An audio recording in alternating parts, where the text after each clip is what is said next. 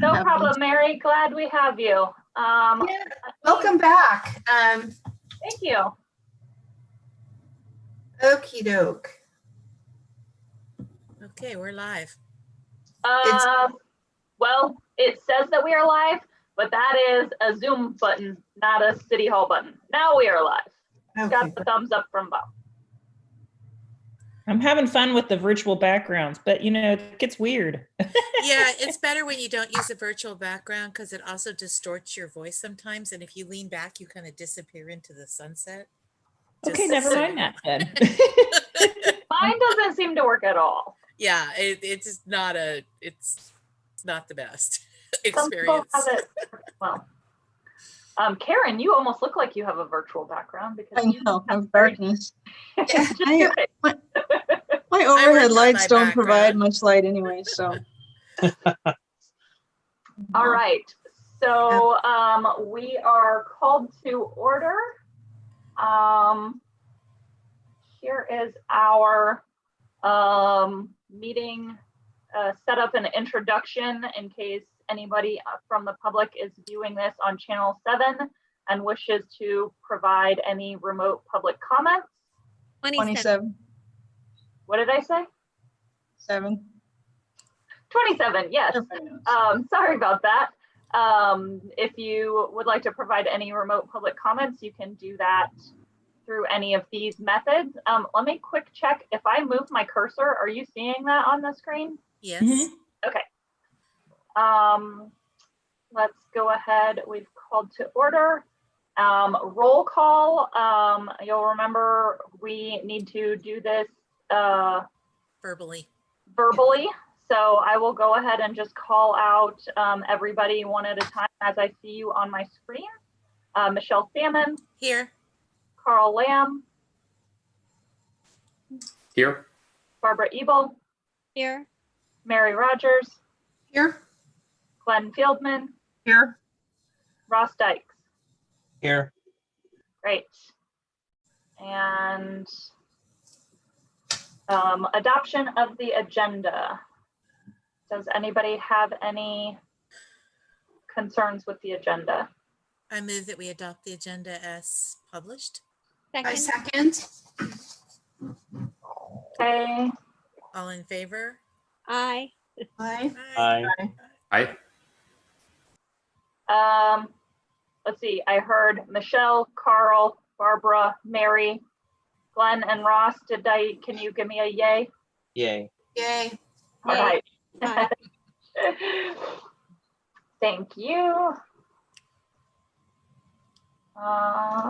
Oral communications. Sorry, I believe I should probably just go ahead and let Mary steer from there. That's fine. It's weird hosting the meeting, but not doing that part. So Mary, go ahead. Sorry, take over. Oral communications. Michelle encouraged the public to participate in the Recycled Arts and Crafts Contest, and I think that was a follow-up item. There was some question as to where that stands. There really hasn't been any communication if it's still going on or if it's been completed and winners have been announced. So we could talk about that. We'll talk about that during our regular agenda. The oral communications would be if we had any comments from the Okay. I do. on items not on our agenda. Yeah. I do. Okay, Michelle? Yeah. I just want to remind people that although we're not having plant sales large plant sale events at the Mission Blue Nursery, you can buy plants by appointment. So you just need to Great. call Mountain Watch or go online and arrange an appointment, and you can go and buy your plants. And this is the perfect time to plant them.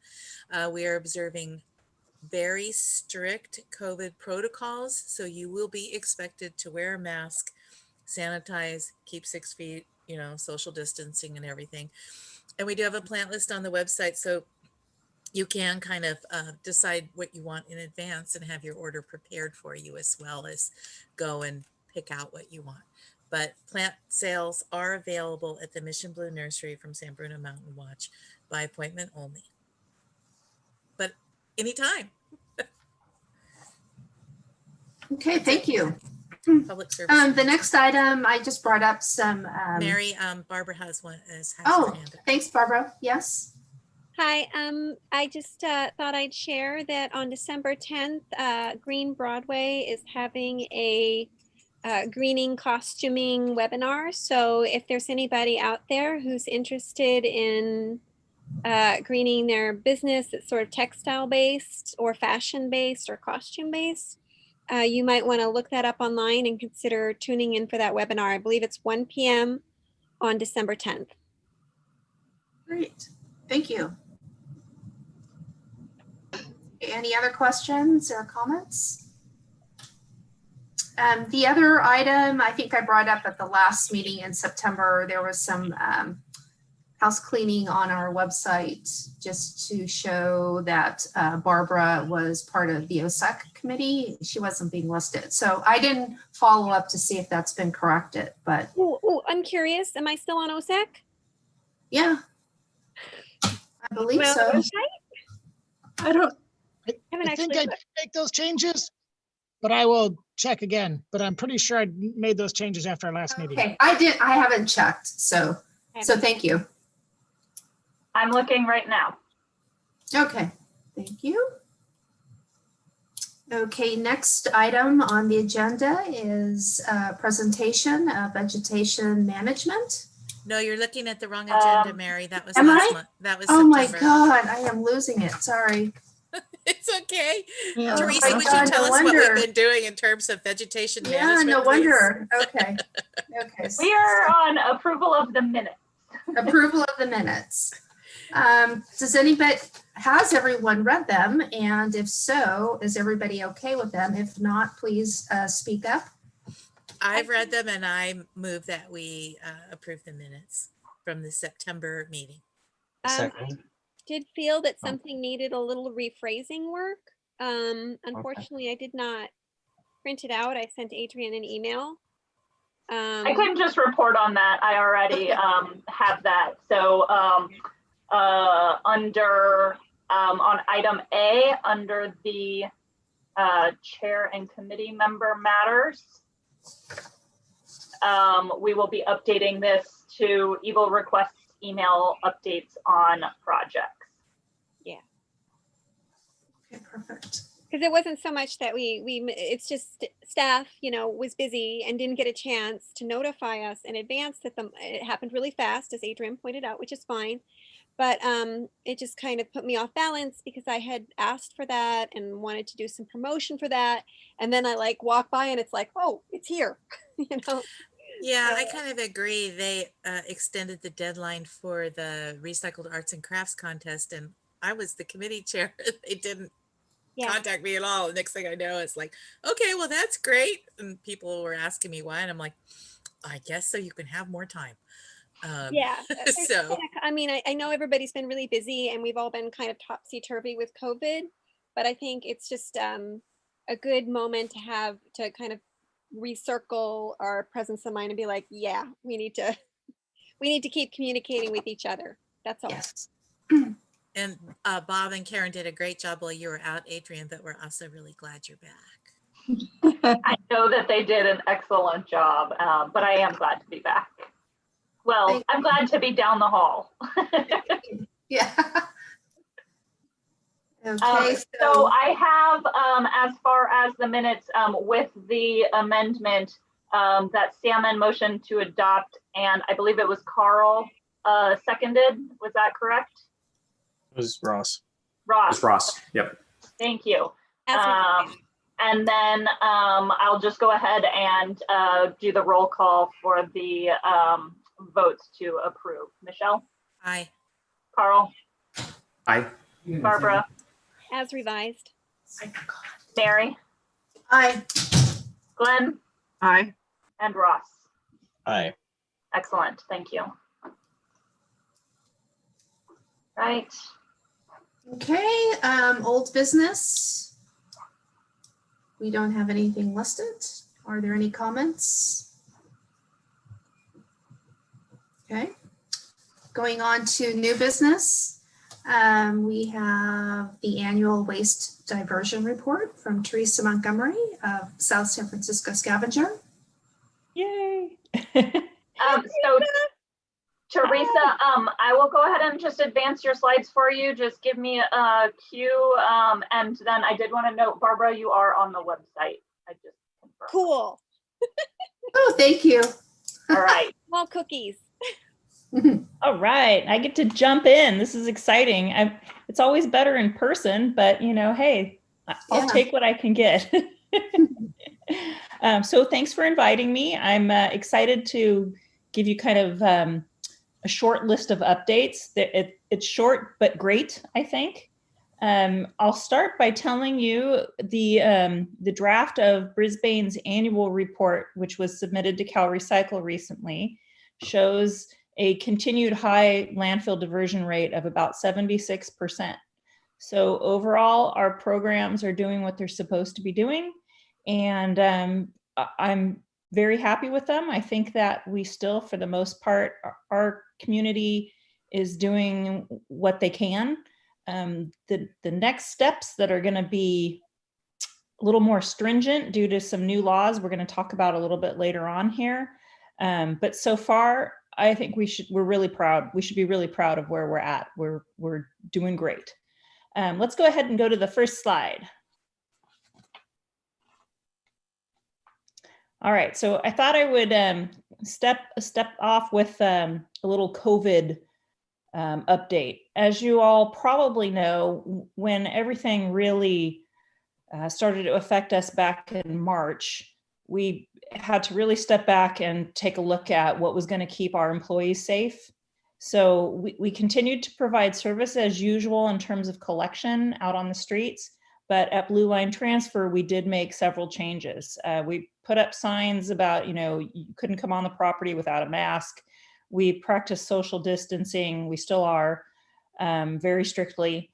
So if you were to come in with a load of material to drop off, you'd see all of our staff with all their PPE on, all their gloves and their masks. And we were using litter pickers to extend people's arm lengths to hand off receipts and whatnot. And the only thing we shut down for a little while was that the area of Blue Line where we really did have a lot of interaction with customers, which is the CRV buyback, the e-waste drop off, the place where we take the fluorescent bulbs and whatnot. We shut that down for a few weeks, and we also closed our office to foot traffic for a little while, but we were back open as quickly as we could. And now it's pretty much business as usual. I can't even really envision a time where we would go back to not using the masks and the gloves. Just the nature of our business, it seems to make sense anyway. So it's all part of our routine now. And then really, I think the saddest thing for me is that we had to cancel our Earth Day event because we just didn't think it would be well attended and it wouldn't be safe and we wouldn't be able to keep distance for all the things that we wanted to do. So I'm already brainstorming how we can do Earth Day this coming year in a way that is meaningful and safe. And I'm not sure if it's going to be a virtual type tour, which we've been perfecting, or if we will do something in person. So if anyone has suggestions for me on that offline, please give me a call, send me an email with your suggestions, because I want to make sure Earth Day happens. It really, blatantly it sucked to have to cancel it. And then beyond that, we've just been really trying to communicate with our customers that if you have any waste material that could be hazardous, if someone's sick in your home, and this goes for any flu season, right? If you're throwing away tissues, gloves, masks that could be contaminated, we just ask that you bag it. Bag it first, put it in the garbage, and don't put things in the recycling that don't belong, because those do get handled manually. And I feel that we've been really well received by the public. All of the responses we got to our social media posts were very positive. We got a ton of thank yous, and a lot of people just posted hearts and sent us a lot of love, which felt great. So we were thrilled to be able to offer uninterrupted service, and it was just that much better to be appreciated for it. Okay, next slide, Adrian, please.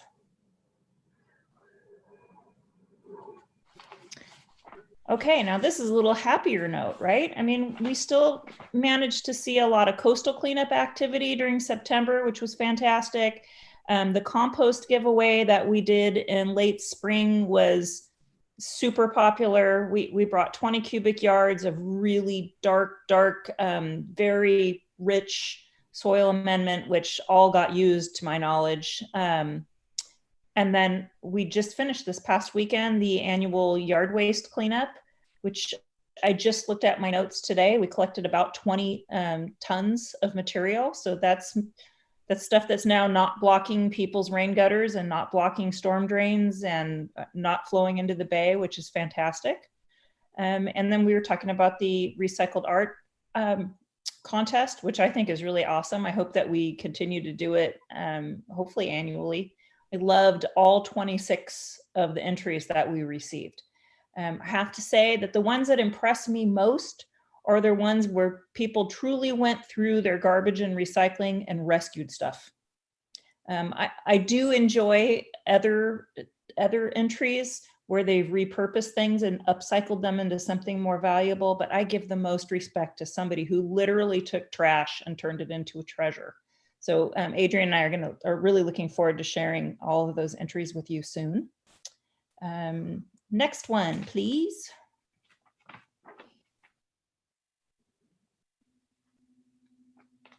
Did I see a hand, Barbara? Yeah. Yeah, Barbara, do you have a question? Sure. I was just going to ask if I think I submitted something, but I didn't get an email back or anything. Were people supposed to get an email back acknowledging their entries, or? Adrian, do you know if there was any kind of response back? You know, I'm not sure.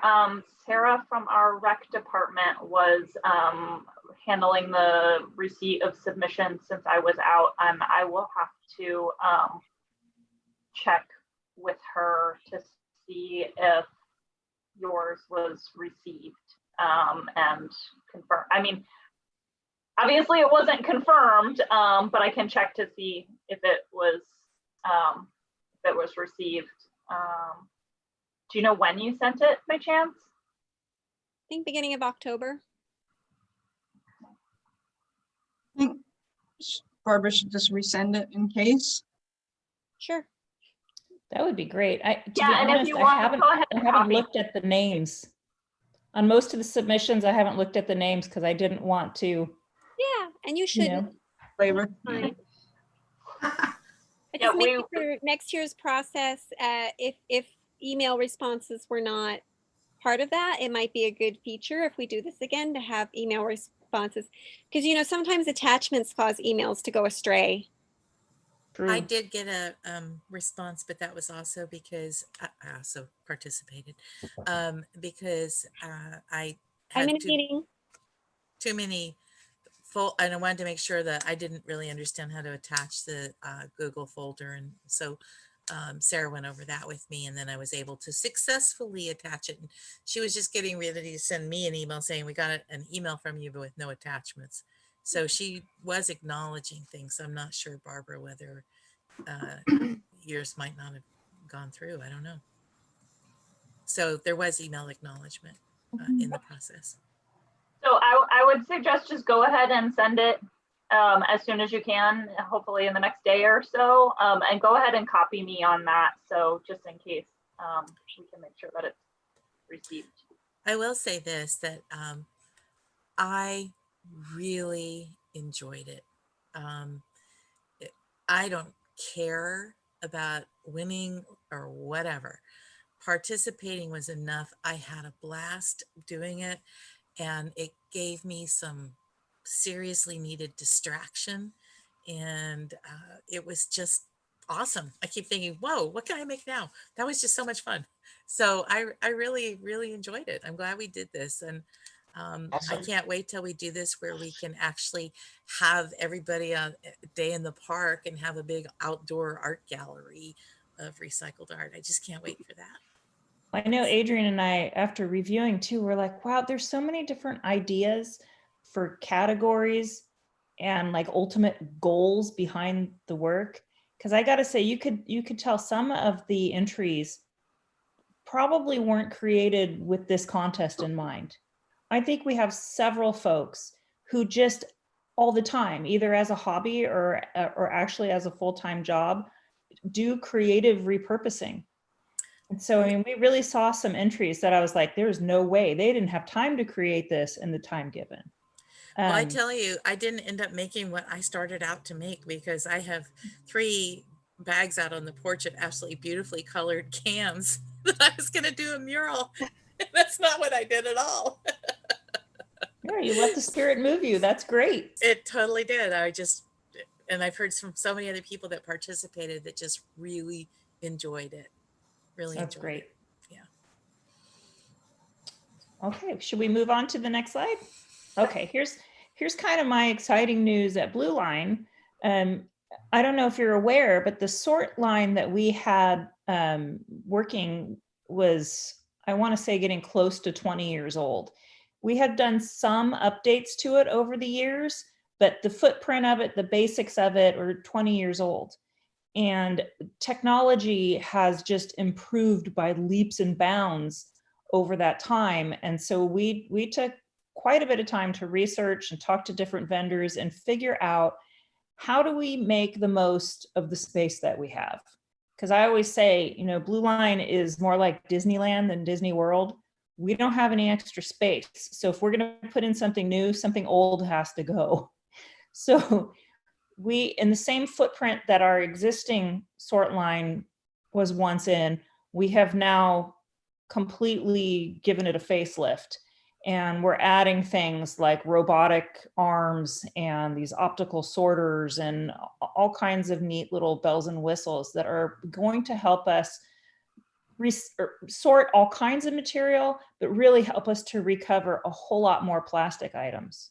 I think I've talked to you before about one of our problems with plastic is its volume and variety. We get so much of it and there's such a huge variety, and something comes by on a line in front of you so fast, and a human being can't tell between a number 1 plastic and a number 6 or a number 7 plastic fast enough. So until these improvements, we haven't been able to really do our best getting sorting done. And if you can't guarantee a clean sort of a specific type of plastic, it's really hard to sell it. No one wants to buy a bale that we say is number 1 plastic if they actually buy it and take it back and break it open and find out that there's a whole bunch of number 6 polystyrene in there, or a whole bunch of number 7 compostable plastic in there, right? So these upgrades are going to help us to be able to pull out more types of plastic and keep them totally clean. So the bots are not in yet. When they're in, I hope to be able to make some really short educational videos that show how they work. I mean, it's artificial intelligence, so we actually have to teach them.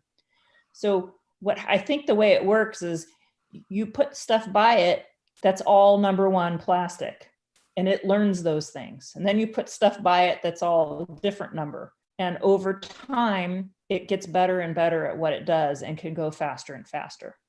So we're going to love that. Plus, we're going to be able to put more mixed waste over this belt, and it won't be a problem like it is on like it was on our old belt. We anticipate that with new legislation, in order to help some of our customers to comply, we're going to have to sort trash. We're going to have to go through the trash and find organic materials. We're going to have to go through the trash, pull out glass and aluminum and plastics. And this is going to allow us to do that as well. So I'm super excited about it. It should be finished before the end of the year. And I would think with the learning curve and everything, by early spring, we should really know what this new equipment can do. And by then, I also hope to be able to give a tour, and you will be among the first that I invite to come do a virtual tour with this. Do you have a question, Michelle? I do have a question. I remember one of our previous presentations, you said recycle codes 1 and 8 were not really very recyclable. Has that changed? Because I've been trying not to put small little containers that are 1s or 8s into the bin because of how hard it has been for you guys to be able to sort them properly. And and stuff I like don't- that. Probably what I said, they're numbered 1 through 7. I don't think I've ever seen an 8. There's, And all number 7 means is not 1 through 6. oh, So okay. a 7 can mean that it's multiple types of plastic. It can mean that it's a compostable plastic, so not really a petroleum plastic. Trying to think what the most common number 7 is, and I'm forgetting. They make glasses out of it. What's it called? Oh, anyway. So And number should we put- 7, number 7 is always a problem. And then beyond that, number 6 is styrofoam and styrene. That's always a problem. Numbers 3 and 4, one of them is usually if you get like a tube of lotion, you know what I'm talking about? That kind of plastic is very hard to recycle. And all the film plastics, meaning bags, any of the shrink wrap, pallet wrap, dry cleaner bags, bread bags, cereal box liners, all that kind of plastic is all a problem regardless of number. They're all very difficult to deal with. I will mention, besides this improvement in our sorting capabilities, I'm also finally seeing some domestic markets pop up that weren't there before. We got hit so hard when China's sword came through and China and other Asian countries wouldn't take our recyclables anymore. We had so many things that we thought were being recycled for years and years that then weren't, and we couldn't find a market for them.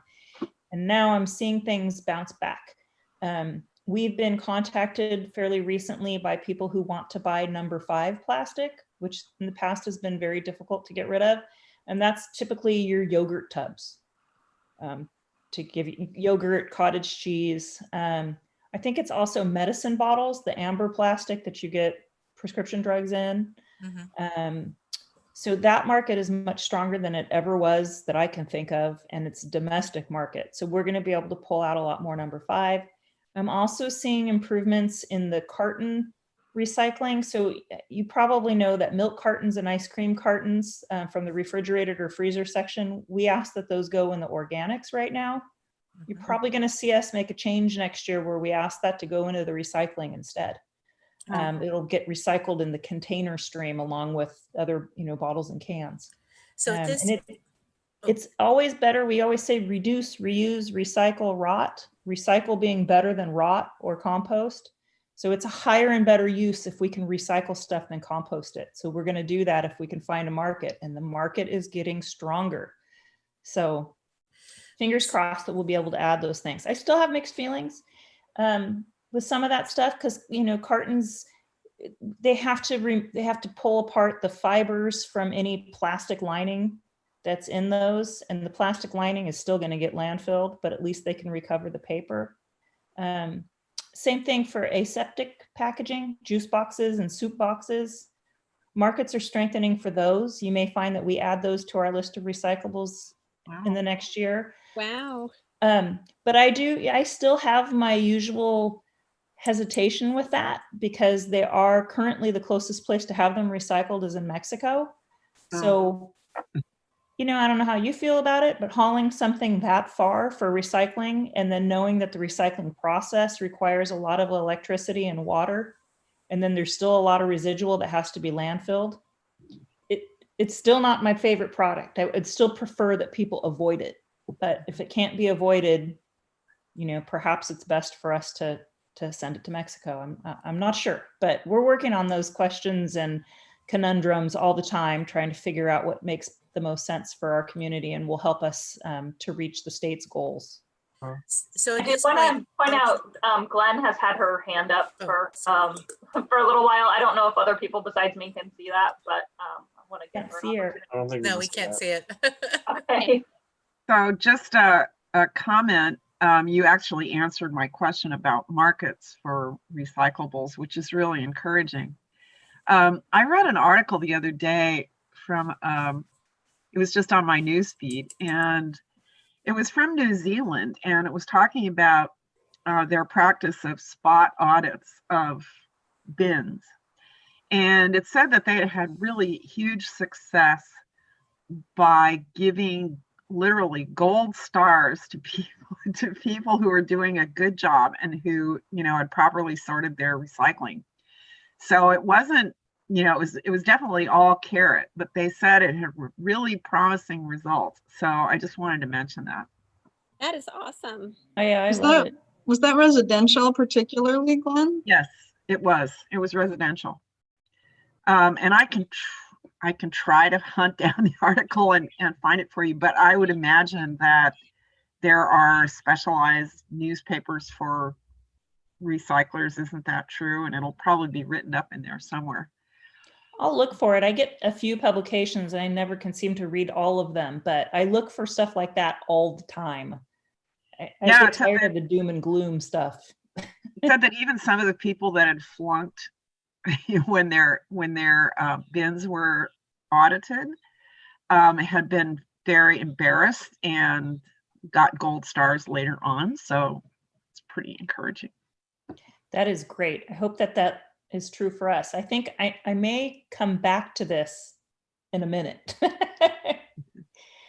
So my other question was, unmarked plastic go in the containers then? You know, that's why we usually don't, our outreach doesn't say anything really about the numbers on plastic. We generally say if it's a rigid plastic container, so a bottle, jug, tub, tray, to go ahead and put it in the recycling, regardless of the number on it. Okay. And so we even accept the number 6 stuff. And we are always looking for markets for these things. And we do recycle a huge amount of that. But there's also a bunch of it that there is no market for that ends up later on at a landfill. Mm-hmm. And bottle caps on or bottle caps off? I usually say on. Okay. You know, you empty it, and if the bottle can be crushed a little, like water bottles can, then screw the top back on, good to go. When those caps make it to a recycling facility, they're almost always recovered and used. They're a lesser quality plastic than the rest of a bottle usually, but they are recyclable. But if you have loose bottle caps and you throw them in the recycling, we can't pick them up. Just our equipment, they'll go right by and end up in the landfill. So it's definitely better to put them on. Okay, good. Thank you. Mm-hmm. All right, are we ready for the next slide? Yes, please. Okay, so moving on a little bit to legislation. On the right column on this slide, I talk about complying with California law. So we still have several laws that apply to us. AB 341 has been around now for several years and requires that pretty much everybody separate standard recyclables from their garbage. So you will find that the vast majority of Brisbaneans do this, businesses and residents. Almost everybody knows that bottles and cans need to be separated, and paper and cardboard. And so everyone pretty much is in compliance with that law. It doesn't say that there's no room for error. It just says that you need to be participating in a recycling program. So then there's AB 1826, which is similar, but for compostables. It requires businesses to separate out compostables from their garbage. And until recently, for about the last year, it applied to any business that generates 4 cubic yards or more of solid waste per week. So that means garbage and recycling and organics combined. In September, the state reviewed the progress being made with that bill and decided that we weren't getting enough organic material out of the trash. So they changed the threshold from 4 cubic yards of solid waste per week to 2 cubic yards per week. So now any business that generates 2 cubic yards or more of trash and recycling and organics must have a program that's where they separate out any organic material. So we have, with this super low threshold now of only 2 cubic yards a week, we have quite a few businesses who are not in compliance with this. We will be, I've been working with Adrian and Randy in Public Works. We will be working on reaching out to folks. We had started to at the beginning of this year before the pandemic hit, and we just kind of had to readjust because people's priorities changed, and rightly so. but we're kind of back on it now, and we'll be back on it in the new year, trying to get everyone to participate in the organics program. But here's the kicker. A lot of cities are waiting on this because there is now another law, Senate Bill 1383, which basically requires everyone, there's no threshold. Everyone has to have organics collection. It's going to apply to residential, multifamily, commercial, everybody. The city will have the ability to grant exemptions if they so desire for any reason. And we may offer, as I said, mixed waste sorting. So if you have someone who can't participate for some reason, they don't have the space, they don't have the labor, we may do the sorting for them behind the scenes so that they comply. But with that bill, 1383 is different from all the other bills because there are several other layers to it, meaning that there's going to be lid flipping, like you're talking about in New Zealand. There's going to be spot checking. There's regulations that say how much lid flipping has to be done. And there's going to need to be an ordinance drafted and put into effect before the beginning of 2022. Anyway, there's a whole enforcement layer. So literally trash police, if you will. So that bill is going to require so much more than 1826 that it just seems smarter to really focus on the goals of 1383 at this point. So I think you're going to see a whole lot of changes coming next year. So what happens to those businesses that are not compliant right now? The folks Right that now, can't. nothing. Nothing. Okay. They continue to be nagged. Okay. They get nagged by us. They get nagged by the city. Okay. But there's no ordinance that allows for any kind of fine or. But we're also not doing, like you said, the carrot, right? We're also not going out there and flipping lids and gold starring people who are doing it right. And I do think that should be part of it. If we're going to go out and flip lids and leave any kind of negative information, I think we certainly should leave positive information as well. Yeah. Thank you. I wanted to clarify one question, I guess, for the public and businesses. Do they have to order like a separate bin or take their own action to comply, or is it just somebody prompts them to do it, or it's automatic? When we get a new customer that calls in to start service, we always tell them you're required to have recycling and organic service. And we try to start them out on the right foot with all of the services. If, however, someone says to us, oh, no, I don't want that. I really don't want that. We will allow them to not have it. You can't tell them it's illegal? We do. We tell them, we can cite the assembly bill. They usually get passed to me and I talk to them and I explain everything to them. And most of the time I'm able to keep somebody on the program, but not always, especially now with, COVID and a lot of the businesses that were really struggling. It was definitely a harder sell. And then businesses that have been here for quite some time before the organics program was offered, they call in. And oftentimes if they call in to increase their garbage service or they call in to adjust some service, we will at that time say, we notice you don't have organic service. Let's set that up for you. And usually if they start on the organics program, they're able to decrease their garbage service a little bit. And so it ends up not changing the overall cost of what they're paying a whole lot, but they have to be willing to do it and to pay attention. What's the biggest challenge is when you get a business that says they're going to do it and then we go out there and everything's contaminated. That's the hardest thing when you have a business where that happens. If there's no on-site champion to make sure that everyone's trained continuously on how to sort waste, it can get to be a difficult thing. But with 1383, what I envision will happen is we will work together, our company and the city, to let everyone know that this is now, it's required. You sign up for trash, recycling, and organics. You have to. There's not I'm opting out unless, like I said, we put them on some sort of a route where we sort all of their trash. And then I would imagine that to have that service, there'll be a premium fee to pay for that. So there'll be, I think, incentive to sort it themselves rather than have us do it. But we'll see. Time will tell. We need to really work through all the details and get all of our new equipment up and running to figure out what that looks like. Barbara? Yeah, I was just wondering, the people who just absolutely say no, no, no, what is their thinking? It's a good question. I haven't had a whole lot of people do that.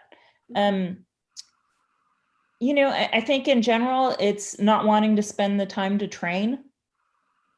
It's something else that somebody has to believe in and be willing to include it in the whole culture of the business. It has to be an expectation that is you know, from the top down, that people have bought into.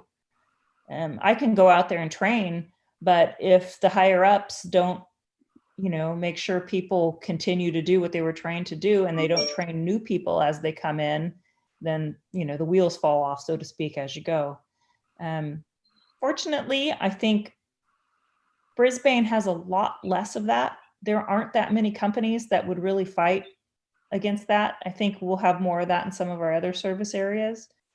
So I'm hopeful that when we really make it clear that this is required, that people will get on board. They understand. It's statewide. It's not like you can say, well, I'm going to take my business and go elsewhere, because it's required everywhere in California. So it's time. I really believe in this Senate bill. I think that a whole lot of thought went into it. They got input from all over the place. They made a lot of adjustments. I think it's reasonable. I think the time frames that they've put out there for people to comply are reasonable, and I think it will finally make a difference.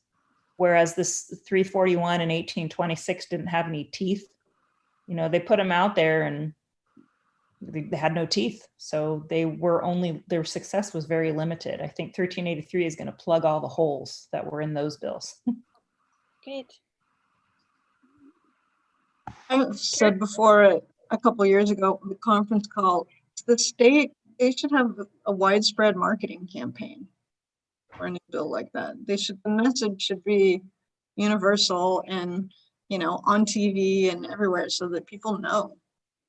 That would help a lot. I agree, and I'm not sure. I know there's going to be a huge regional push. We're really lucky in San Mateo County, in fact, because one of the layers of 1383 requires edible food recovery, which is not actually something that falls under my umbrella, but it's related to what I do. And we can certainly help with messaging on that. But businesses who create a lot of food are not going to be allowed to just throw it away. And the county is taking is taking lead for the region. And they will be working with every city in San Mateo County to put out the same message. So that's exciting for me.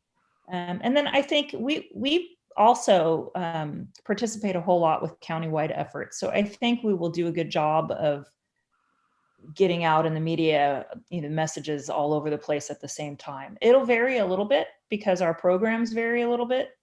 But I agree with you. I think it would be great if everything came out in, you know, a wave that hit all of California. One thing that was interesting to me with the piece that you mentioned, Teresa, about the edible food recovery was in one of the very first meetings that the county held on that topic, learning that Brisbane is actually one of the highest producers in that category. Brisbane and South San Francisco, due to all of the food warehouses,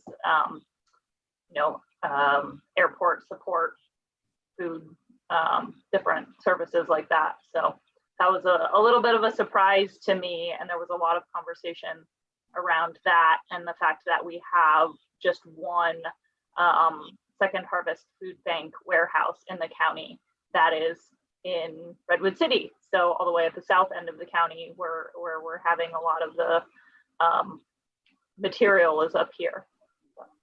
I know you'd think between like the produce market in South San Francisco and then, like you said, I mean, we've got Buy Right, Amazon Fresh. I can't even think of all the, I forget the name of the company that does all the airline food. That's up in Brisbane too. Having a brain lapse here, but yeah, I mean, they're really, you'd think that we would have something up here. Maybe we will eventually. Maybe we'll be able to find some space. Can we go to the next slide? It's on the same topic. It's just another. Sure. The slide we're on here, that was actually an article that went out in one of my newsletters to all of our commercial businesses just a few weeks ago. And we've done some social media posts also. So the next slide shows a social media post.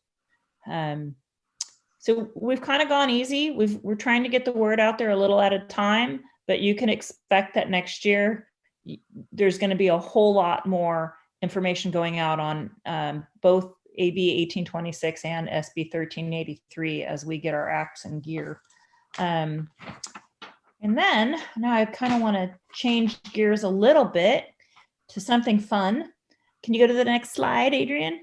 So I created this when we couldn't do Earth Day. We put an ad in the Luminary with a little guy you could color, and we created this coloring sheet. And I just wanted to read this because I'm proud of it.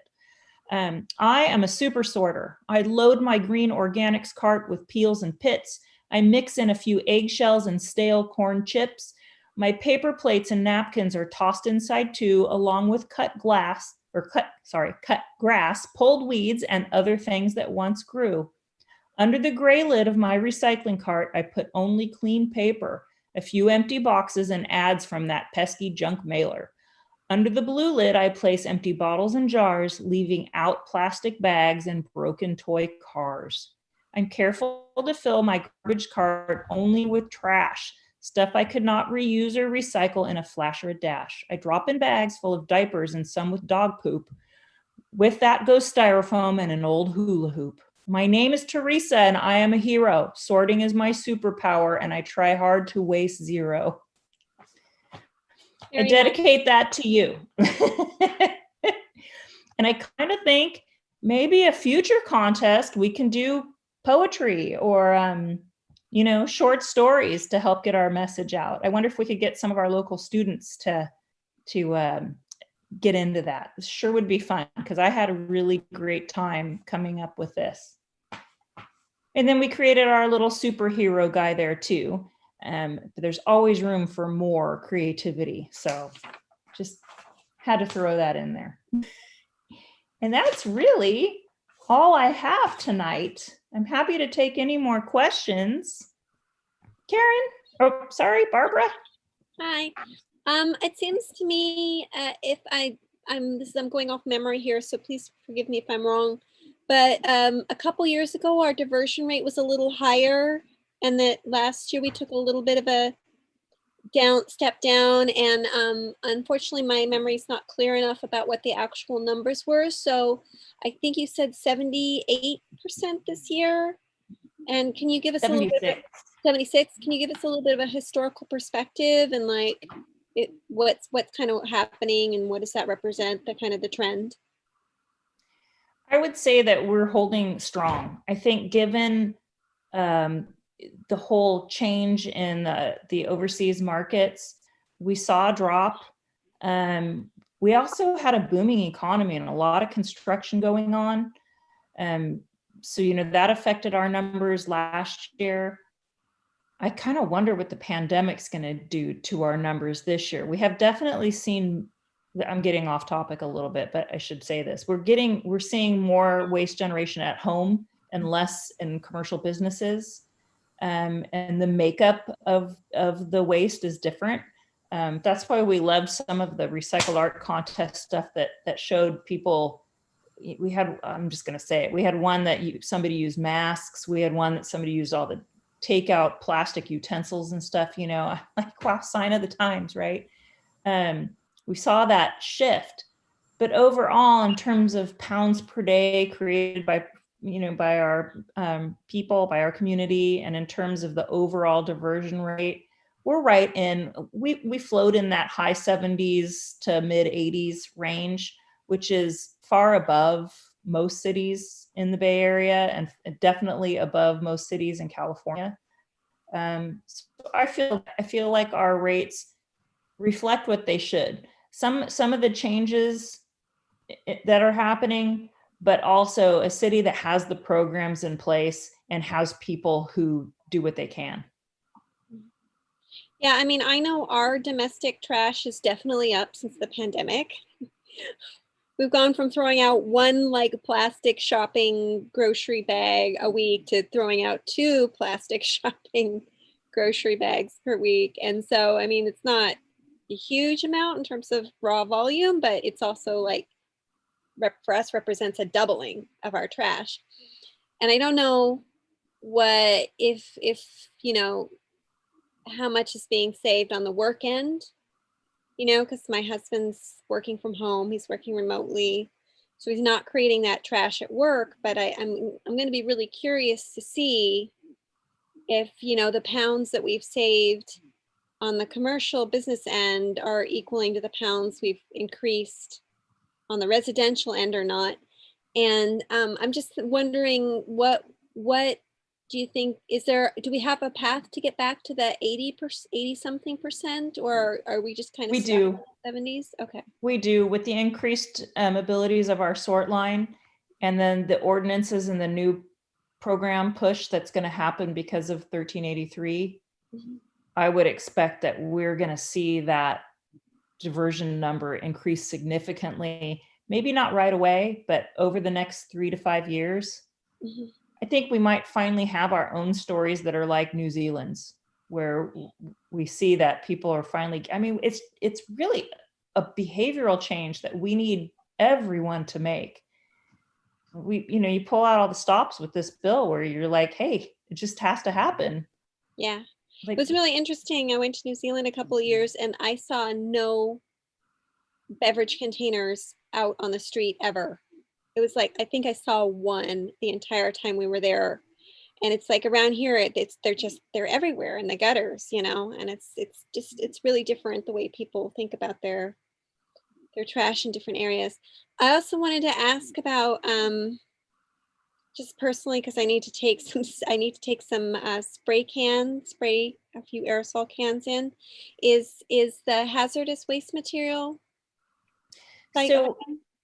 if I'm thinking like a hairspray can That or kind of stuff. It's mostly spray paint, but spray paint is spray paint is hazardous. And in fact, I should know the answer to this. I think I know that the paint care sites that take gallons of paint don't take them. Mhm. I believe the county drop off takes them. And I'm not 100% sure. I'll look and get back to you. Let me write myself a note. Yeah, I've got some empties. I've just, it's been a couple years. A lot. I'm pretty sure you can take it to Blue Line, but if you can't, I think you can take it to the county, but let me find out. I think I took it to the county last time. Yeah. Because I get asked all the time about just regular household products that come in an aerosol can. And I always say, as long as it's totally empty of product and propellant, Mhm. then it's a recyclable steel container, which is great. But if you put it in there and the contents are still under pressure, then it's hazardous. Yeah. So you don't want to put a hazardous can in a truck with a compactor. You'll have an explosion. So Exactly. yeah. Which is why I usually just let my spray cans build up for years, and then I haul them somewhere. Yeah. So I have a question. Can you see this? This is that's a coloring book, right? Yeah. So I got this from Adrian a couple years ago. It's a great reference guide on where to recycle everything. Do we have an updated? I mean, I haven't seen an updated copy, but most of that information is now on recyclestuff.org. Oh, okay. Which is an awesome tool. It's for both San Mateo and Santa Clara counties. And if you go in there, actually, Barbara, if you go into recyclestuff.org and you type spray paint and your zip code, it will tell you where you can take it. Oh, wow. Sorry, I just had a pop-up window take over my computer and lost you guys. Uh-oh. Don't go away. That was a message from Adrian. Thanks, I Adrian. was sharing the link, and I see that Glenn also has her hand raised. Oh, So I was just going to ask a question that was related to Barbara's comment. The whole Bay Area, it looks like a trash heap. Oh my God, yes. People are just throwing trash everywhere. And I'm thinking that in some cases it might be helpful to have more recycling bins around. And I was just wondering if the city were to put some more recycling bins around, like in the park and, you know, maybe on a street corner or two, would you guys pick them up, or how might that work? I need to look up the details, but I believe we empty city cans regularly. And I think what we need to make sure of is that everywhere there's a garbage can, there's a recycling container. And if we don't have them, if there's litter hotspots somewhere, you know, maybe we need to look into putting more garbage and recycling containers out. Yeah, I don't think it's a complete answer. I think it's partly just that people are really lazy, but I also think that the absence of a trash can or a recycling bin when you need one does not encourage people to behave responsibly. Doesn't. I would agree. Not everyone is like us where we pack our stuff out until you find the right place, right? Karen? Right. Yeah, I unmuted. You guys, South San Francisco Scavenger picks up at our facilities, but our cans on the public streets, we have a contractor that picks those up. And yeah, we definitely, you know, look at, and we've talked about wanting to add recycling in the downtown area, but definitely look at the frequency if they get over full, and we've added cans when there have been requests. It's a, you know, tough game. Where I live in San Francisco, I guess it's a whole different environment, but they're taking away trash cans because of the homeless problem, and people go through them and make them messier than they were to begin with. But I guess you guys don't have that kind of problem. Not so much. Mostly not. The raccoons do it. Well, that's true. The raccoons. Karen, didn't we, I think we actually moved forward with a couple of recycling bins for visitation near the new library. I think that was kind of in the works right before I went on leave. So I don't know, they probably haven't actually been delivered and installed yet, but there are at least a few coming. Yeah. Right. And I don't know if sorry. At time tonight, I don't know if, I mean, the library's not open yet though, but they're out there on biz if they're installed. So the biggest change that I've noticed in the garbage flow at home and in our neighborhood, you know, on garbage day, is obviously an incredible amount of shipping boxes, because people are getting delivered stuff constantly. And even for us, it has increased. And then I notice in our own household that we have more food waste. And part of that is a direct result of not going to the grocery store more often. We sort of limit the amount of times we go, and I'll go and I'll buy a bunch of stuff, and then it doesn't all get eaten before some of it goes off. And then, so we've had an increase in that. And I have a hard time with that, because I hate throwing food away, but at the same time, I hate not having food that I need to cook when I don't know what I'm going to cook. And so I think that's a dilemma that a lot of people are facing with sort of the normal flow of your garbage is completely different than it has been. I also find that I'm throwing away more plastic and using a bit more plastic, even though I'm trying not to. But if I think something's icky or somebody's touched it or something, I have a tendency to just throw it away. And we have a huge amount of plastic shopping bags because there was a very long period of time where we couldn't reuse them.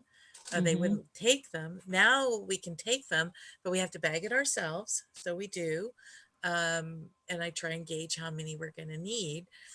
But I think you're going to see a lot of that. I mean, boy, do we have a stockpile of bags around here.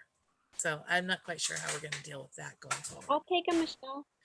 All the plastic bags, they're not really small for dog poo. They're like, you know, grocery outlet bags. Yeah, I need those.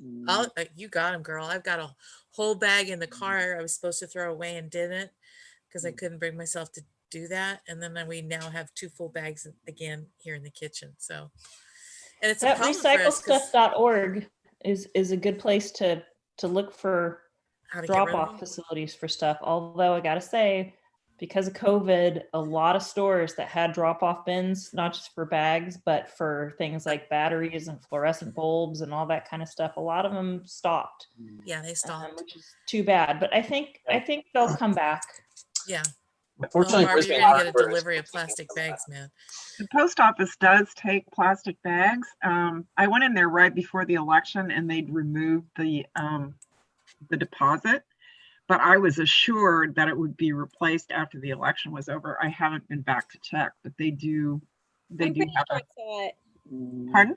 I'm pretty sure I saw it back. Okay. Oh, nice. It's particularly important for us to not stockpile those because our cats have pica and they chew on plastic. So, Throw them out there. Next time you're in the car, Michelle, throw them at me at my house. okay. Any more questions for Teresa? No, except I think that it's wonderful that you're doing this, Teresa. Maybe could you write a trash talk article and question and answer thing for maybe the Star or for one of our other city newsletters? I know you do it for the Sure. Luminary because I read it every time you write trash talk. So But, I do have a question. I know that the I mean, this is kind of related to recycling, I guess, or sort of. I know that most of the trash bins now you can request one with a lock to keep critters out of it. Is that gonna at some point become just a standard feature? Because at least up where I am on Kings, there's every trash evening, there's a ton of those tipped over by critters, and there's just trash everywhere, and it takes days for people to get around to cleaning it up if they even bother cleaning it up. And very few people up here have the trash cans with the little latch on them. I think we probably need to be doing a better job of identifying those. I mean, right now we've been kind of relying on people to call in and tell us they're having an issue, but if they don't know there's something that can be done about it, they're probably not calling. So Yeah, many people I'll take a don't know. note about this too, to go out and check some of those. I mean, we know where they are too. We know what the streets are like that. But it's even changed, Teresa. We have so many more raccoons down on our street now, which isn't one of the upper streets, you know. I mean, it is, but it's not Humboldt or Kings. We're on Sierra Point Road. And, you know, I'm expecting the parade to go by on our deck any second. And unfortunately, we haven't figured out a way to compost the raccoons themselves yet. So I did compost one of them. See what happens if they go over our sort line, right? Oh God. Think they can be anaerobically digested? Sorry, that's not. Or you hire them. Maybe they have a union. You just hire the raccoons and let them do the sorting. They probably could, right? Yep. Yeah. But that is something we could work on. We have those aftermarket little. I mean, I could foresee maybe some people might have a little bit of trouble threading the strap through the lock mechanism, but they work really well, and they can be installed on the carts. Yeah, so they work fantastic. We were one of the early adopters. It's been great. Oh, good. Well, keep telling people about it, and I made a note here that's something we need to get out and do too. We need to stop that. There shouldn't be a mess in the street on trash day. Shouldn't be known as that, you know. Yeah. Right. Awesome. Okay. Okey-doke. Well, we thank you for taking time to update us. My pleasure. I always learn something new from your presentations. So Me I thank too. you personally. Yes. Oh, great. Well, Great. I enjoy being included, and hopefully next time we'll be in person again. Great. And please, if anyone has suggestions for me for Earth Day, send them on over. I'll be brainstorming that starting early January. Will do. Thank you. All right. Good night, everyone. Thanks. Okay. Good night, Bye. Teresa. Good night. Thank you. You're welcome. Thank you so much. Take care. Right. You too. Okay, next item on our agenda is the possibility of winter planting day. Now, I think this came up at the last meeting that members had asked, and I don't remember from the minutes or where it was, but we haven't done any habitat days No. because of social distancing. So I'm not sure who was asking for this and what the concept was. Does anybody want to? Well, I'll speak up on it. Sorry, I now have my fur baby helping. I think it would be really good if we planned planting day. It doesn't have to be a big one, and it can be spaced out maybe throughout, have different shifts. Each shift do maybe an hour and a half, and maybe skip the lunch type thing, although I really like that. And just go ahead and try to have a planting day in January. And maybe have people going socially distanced pairs or something. It seems a shame not to have anything at all. I can understand not having a big communal thing like we've had in the past, but I would like to see us to try to commit to a planting day, even if it's just a very small group of space. I don't want to say spaced out, socially distanced people. That's just what my Do thought a is. subcommittee, just because we're gonna, I know from planning Halloween that it takes a lot of thought to kind of put together one of these events safely during COVID. So, I'm with you. I think we should do something, but it's gonna take more thought, I think. Well, Ariel is already starting. We've done a lot of work with Mountain Watch to safely start to bring volunteers back. And I know that the county is starting to bring volunteers back on the mountain as well. So maybe we could follow some of those playbooks and commit to a planting day. Okay, sure, that works for me too. It just depends whether we want to allocate resources to that or not. I think that maybe we should, we have a little bit of our own funds. I imagine since we didn't do anything much this year, maybe we could get an update on what we do or do not have. I also know the city's kind of ratcheting back because they've got less revenue than anticipated. So maybe we should figure out what our fund, maybe we should start from where the money end. Well, I attended the State of the City address, and Stuart has done an amazing job. Stuart is amazing for the city in our resources side. Well, we want to be fiscally conservative. I don't think we're stone ass broke or anything like that. Yeah. So, what do you think, Karen? That someone else is gonna pitch in, or make a comment. I mean, Bob and Adrian play a big part in the coordination, and so I wonder, I introduced it because I was at the meeting last time, but I want to know what they would have to say, because if you're staggering people, it could be, unless you have something in mind, it could be be a long day, it could be complicated. Bob, are you here? I see you're muted and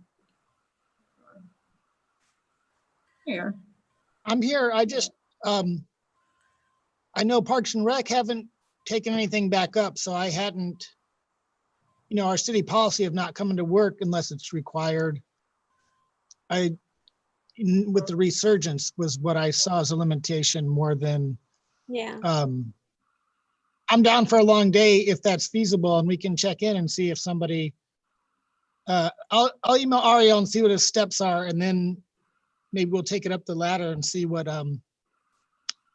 if there's any objections to doing it. But I don't think that Parks and Rec has reinstated anything, so that makes it, I don't want to be too hopeful if the city is going to be a hard no until the COVID thing turns around.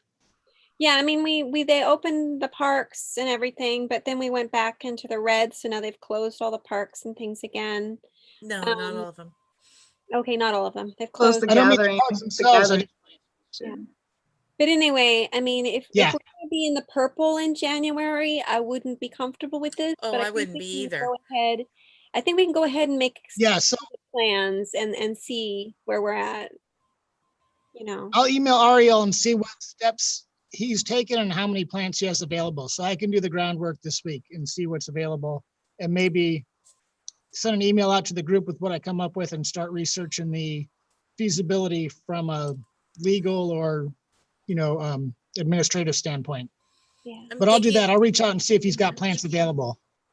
Yeah, and I'm thinking of a very small. Do you know, Michelle? I don't know what he's got available, but I'm thinking of a very small group, not a large group, not 30, not 15. I hear you. Emotionally, I want to say let's do it, but I'm just kind of hesitant because everything's so goofy. But I will reach out to Ariel, see if there's anything available, and see if he can share some of his guidelines if he's already working with volunteers. Yeah. And if he has any recommendations for. I mean, would you cap the number of people? Is that what you're suggesting? Because I bet a lot of people would want to come out and do it. Of course they would want to come out for and do outdoor it. activities. Yeah. But we would have to cap the amount of people we had at a time. I think that doing a full day with 2-hour shifts, I'm up for a full day of supervising and helping, and then having volunteers have pre signups in 1.5-hour shifts, something like that, where we could get a lot done over a longer period of time, utilizing less people and less contact than we normally would. And then I don't mind reaching out to Ariel and also some of the people at the county or some of the other jurisdictions and see if anybody else has protocols we can look at. So okay, because I'll do that to start. And if we don't plan it, it won't happen. If we do plan it, it still might not happen, but at least then we have an opportunity to make it happen if we can. It's such a fluid situation, but prior planning, we can try. And then if it doesn't happen, it doesn't happen. Bob, feel free to go ahead and loop me in on that. And Karen, correct me if I'm speaking out of turn here, but I would think the budget, considering we hadn't had planting days, basically all year, I would think the budget probably wouldn't be a particular concern, assuming that we stayed, within a relatively modest amount as these events usually are. Yeah, and if Park and Rec doesn't feel that they can participate, I think it's small enough that we would be able to do it ourselves if we need to, and not go the full route of porta potty, picnic, and all this. It's just small cells of people doing work, habitat work. well, I'll do some research and email the group if it seems feasible. Okay. Whether Ariel has the plants ready or if I can do some research. Thanks, Bob. I'd so appreciate that. Joke. So Bob, you'll get back to us with where everything stands. All right, next on the list is staff updates. Can I go first? Or? I don't care. I can go. Just let me figure out which one of these many screens has my updates. I think I actually have a slide for my first update. Probably some of you have seen this. I wanted to share it because I think it's really cool and it's coming to an end soon. There's some really great rebates from Peninsula Clean Energy through the end of the year for electric vehicles. So wanted to take this opportunity to give a shout out about these programs for rebates for new purchases, as well as a $200 rebate towards the rental of an EV for folks who are thinking about wanting to test one out. We will be doing some promotion of this program and some PCE statistics from 2019 in our December STAR newsletter, so look out for that.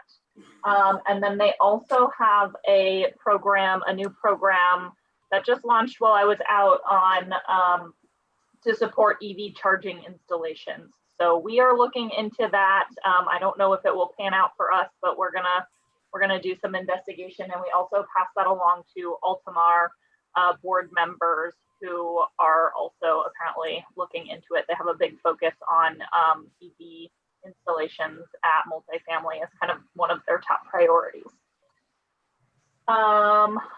And then I think the other slides are all pictures for Bob, so I'll just stay on this while I talk about a couple other things. The building efficiency program, huge thanks to Karen for doing a lot of work on that while I was out. We were running a pilot program.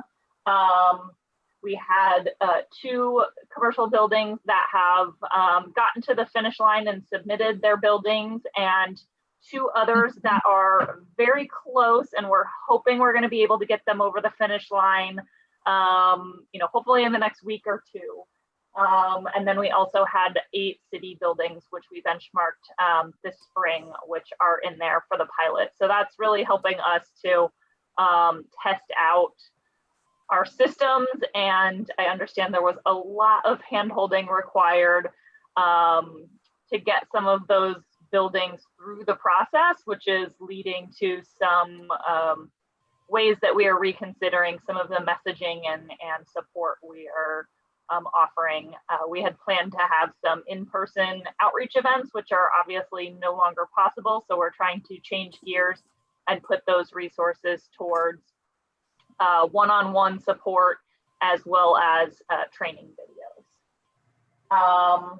Also on the benchmarking program, we have a staff training coming up on our platform that we'll be using to manage. So that work has been ongoing by the subcontractor, and we're going to be learning more about that in the next couple of weeks.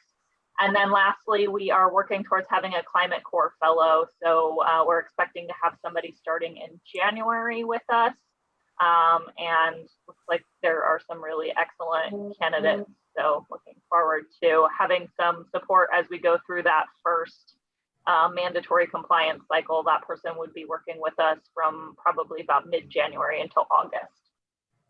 And then the last thing that was on my list was the recycled art contest. So we've already talked a little bit about this, but just wanted to kind of circle back with a couple of other notes that we didn't touch on with Teresa. As she noted, we had a lot of really excellent submissions. We did not, however, have any applicants for judging. And I know that there are some folks from the committee, you've already called yourselves out, a couple of you, who submitted artwork.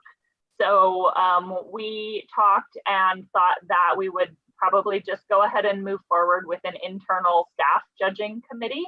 So that would be myself, Karen, Teresa, and then Sarah from our Park and Rec department, who was helping with the program, doing some judging of that all anonymized kind of submissions. So we're working through that right now. And we are hoping to have winners selected and be notifying by the end of the month. And then putting together some promotions and getting those out starting in mid-December, and also having that in the January STAR. So we're hoping to create a web page that recognizes the winners, of course, but also all of the submissions really, and kind of has some notes about as Teresa kind of pointed out, some of the like recyclability of different materials, and using it as an educational opportunity to talk about some of the pros and cons of different materials that people use and things of that nature. So that is moving forward and really fun. And I think the only other piece there that we didn't mention is that we are planning to, we have 3 prizes from Scavenger so we're planning on trying to get to 3 winners. I know there's a lot of really great ones, so we'll see if we're able to get it down to just those 3. I think that does it for me. Maybe you can have a consolation prize for everybody who participated. They get their very own lock that goes on their green waste bin. We could use one of those.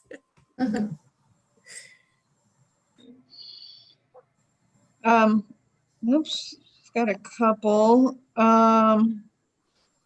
We provided info for a case study from the Statewide Energy Efficiency Collaborative. They do an annual report and they wanted to do a case study on Brisbane because of all of our sustainability, overall what we've done and getting the Platinum Beacon Award and all of that. And so I met with someone over, Zoom and gave them background, and then Adrian kind of took the baton back, it sounds like, and hopefully brought that to a finish. They haven't submitted the report yet, but kind of cool.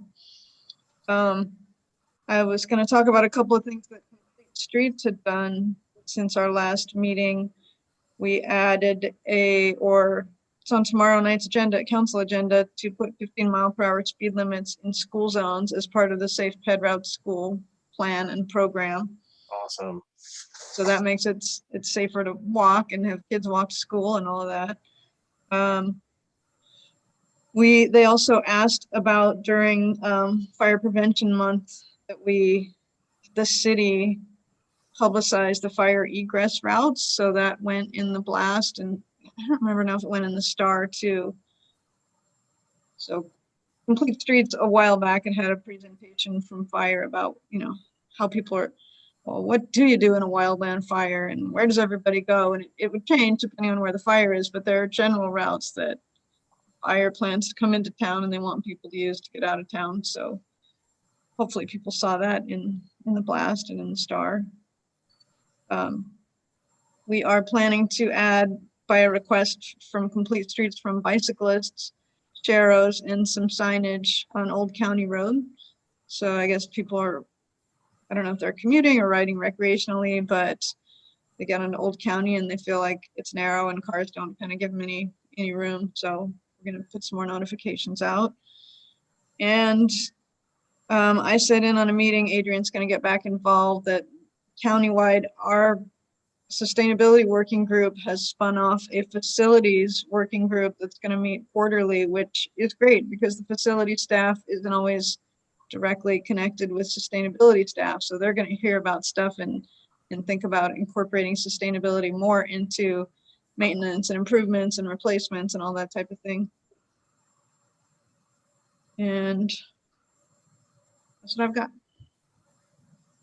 Very good. Great. Okay. So can you guys hear me okay? Yep. All right. So I got a really fun email. It came in on October 12th, but I thought I would share because I actually got a series from this gal, Sheila, that I don't think I've met her, and she didn't respond when I asked if she's gone to the any of our habitat days. But anyway, she said, my friend and I cleaned for an hour and a half around the north end of Sharp Park Golf Course. That's the area around the 7-Eleven that gets trashy. And I cleaned twice for the monthly coastal cleanup day. Here's a picture of our over 250 cigarette butts and over 20 pounds of trash. I don't have a smartphone with apps, so just wanted you to know you had 2 solo volunteers go coastal for cleanup day. Thanks, Sheila Bradford and Jan Anthony. So thumbs up, gals.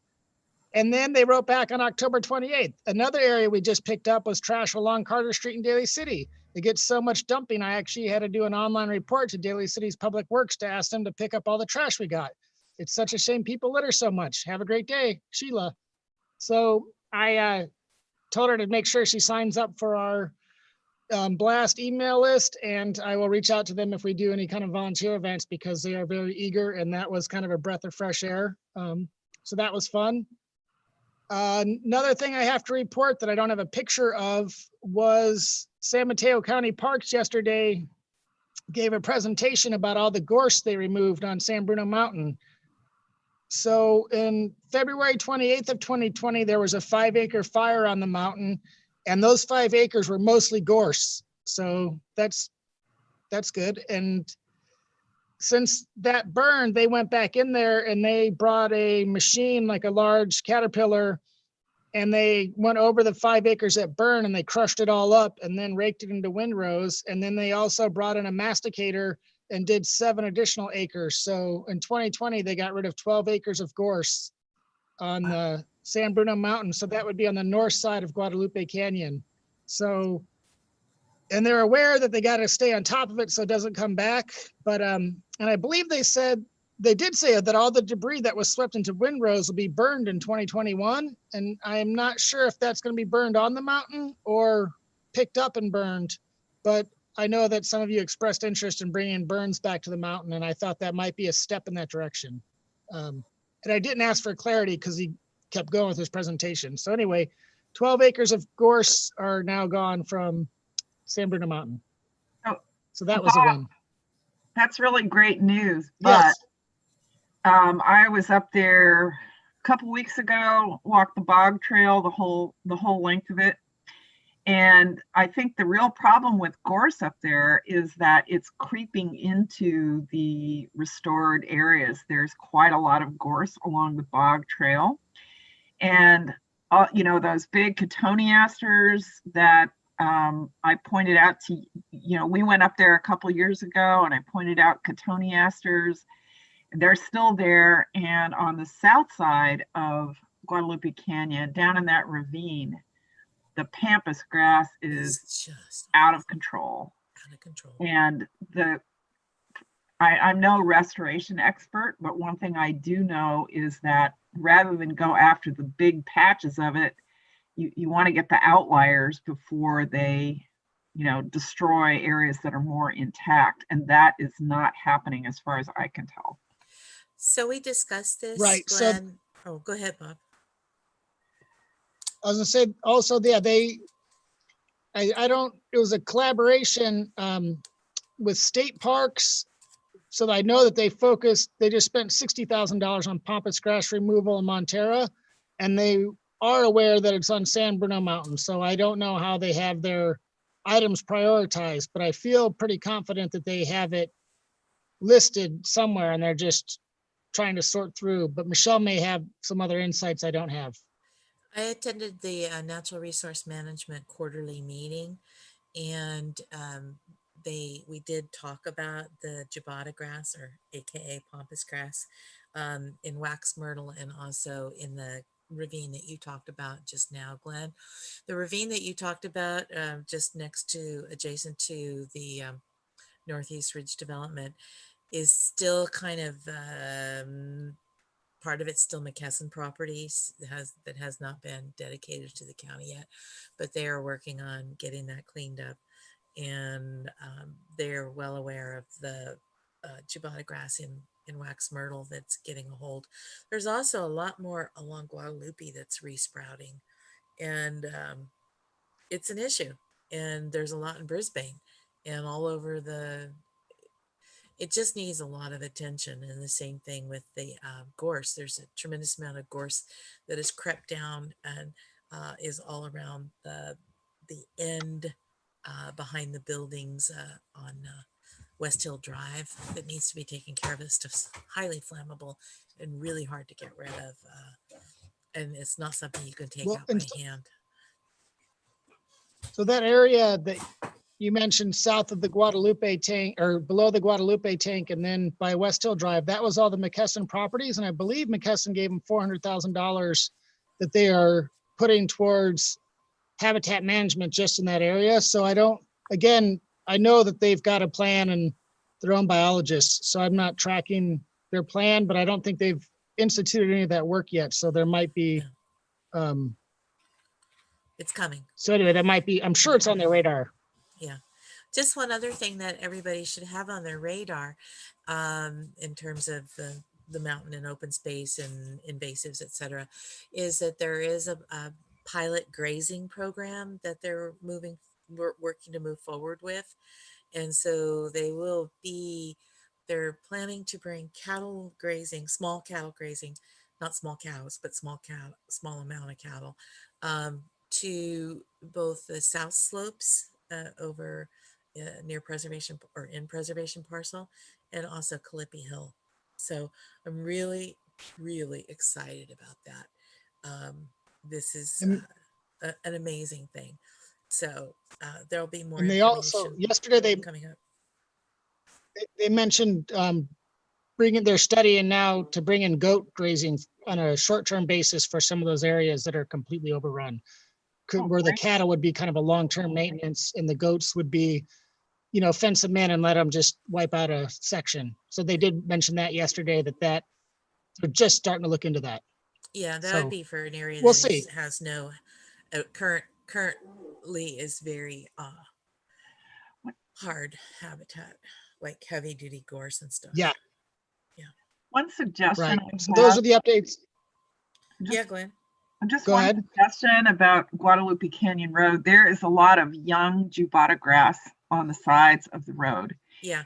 And last year, I happened to know about some informal plume cutting activities that took out the plumes before the seeds could blow around.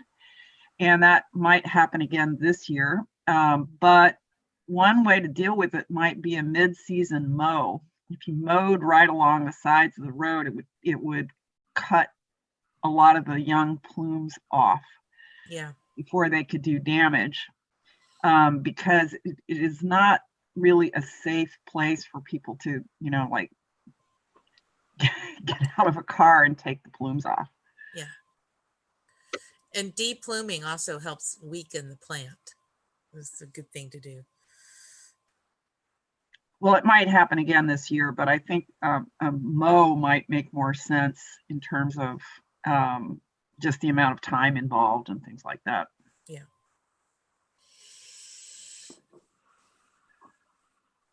These are county. Issues. Guadalupe is the county there, right? Yeah. One of the other things, though, that's been Yeah. very distressing in terms of garbage and coastal cleanup and all of that, and I don't know what we can do about it, but the area where you come off the freeway, southbound 101 to Brisbane, that area, I personally have cleaned it twice, is just despicable, worse than I have ever seen it. Yeah. And Yeah. I don't know how we can police that better. I have asked for garbage cans there. I have asked for no littering signs there. I know it's shared responsibility with Caltrans and the UPC or whatever, but we need to do something about that because it is really, really despicable right now. And then over on Harney Way, it breaks my heart to drive by there because all that area we cleaned is worse looking than I have ever seen it. People are just, it all is freeway garbage, and it is just a horror show. So I don't know if we can ask Caltrans to clean up a lot of that. And I don't know what we can do about it, get some kind of little task force out there to clean again. But it is just really awful. And with the rain starting, so much of that garbage is going to go right into the bay. Yeah. And also along Bay Shore. Once you get past the trailer park, as you go around to South City, Yeah. the whole wall there is just covered in garbage, Yeah. in garbage. It's just awful. And then there was a whole lot of garbage up off of South Hill Drive too. There, you don't see it as much from the road. It's all been shoved over the side. So I'm horrified at the amount of garbage I've seen around in Brisbane city limits. It seems to me that it's just terrible everywhere, and maybe the county and Caltrans need to start some kind of social media campaign about it. And I also think they need to bust some people, and maybe some cameras somewhere could help get license plates numbers, because the word gets around if people get busted for littering. I don't think anybody ever does. Mm-mm. Suggestions? Karen, Bob, Adrian? Nope. I mean, I think it's a big question to tackle. Some of along the roadways. So, I mean, earlier I asked Keegan if he had any updates, and I only thought of it today on Adopt a Spot or anything he's working on. And he's talked to the committee, a lot of different members, I think, about the trash capture devices that we put in. So if anything, some roadway litter that gets into the storm drain system does get captured by trash capture devices, a lot of it. But that's kind of his responsibility. All of it is NIPD's and the trash and the hot spots. So one thing is maybe to talk to him and bring him in and see what he thinks. But one of the pieces that we deal with the trash thrown out of cars is that South San Francisco does some of our main streets and goes out and picks up the trash once a month. But that's under contract, and so everybody, all the residents of Brisbane pay for that in their garbage bill, and maybe it doesn't, and it probably doesn't deal with that exit. I guess you're talking about at Sierra Point and Lagoon, because a lot of that is UPCs. It's not. Well, then we need to enforce that with UPC and Caltrans and whoever else. And maybe we can hire some, parole crews to go out and clean. We haven't done that in a long time. And I would say we're probably not going to do it during COVID, but I don't know why we stopped. It takes supervision, it takes staff. And that might have been why, but I know that we used to do that. Yeah. And we've done it for, the fire break area and stuff like that. So, I mean, it's just really awful. Yeah, it is. So, I mean, I think I need to think about that on a bigger scale I don't know that I have answers right now, but I'm taking notes, even though my cat is laying on my notebook. Yeah, you and I have cute cats, Karen, but Carl had his cute kid there for a minute. Yeah, some people have cute kids and some people have cute pets. Mine spent most of the last hour screaming, Oh. which diminishes the cuteness. So I took notes and kind of if you put cans out there, we have the dumpster outside the courtyard, and then that just encourages more. That just turned into a nightmare. More dropping off of crap. I don't know that a can in an area like that would serve. It's just so despicable. I mean, but I thought that we had heard from Keegan that they got a lot better. That they what? Fisherman's Park, that they'd gotten that a lot better with the types of containers and the frequency they got picked up, that had been improved quite a bit. So he's, he's got some ideas. Kind of messy again too, though. Well, I'm gonna ping him and I'll report back. Okay, thank you. So Bob, I think you have one or two more slides here. Yep. So this was the like when we sent out the email, Ariel and I were working on a sign each without realizing it. So took the sign that he came up with and just kind of formatted it. Go ahead. No, that was on me that you worked on it. Ariel didn't have direction to work on that. He just decided to do that, and no, he communicated. Right, so there's two. He didn't communicate with his board. Yes. Well, there's two signs that need replaced on Quarry Road. There's one near the post office and there's one underneath Lippman School.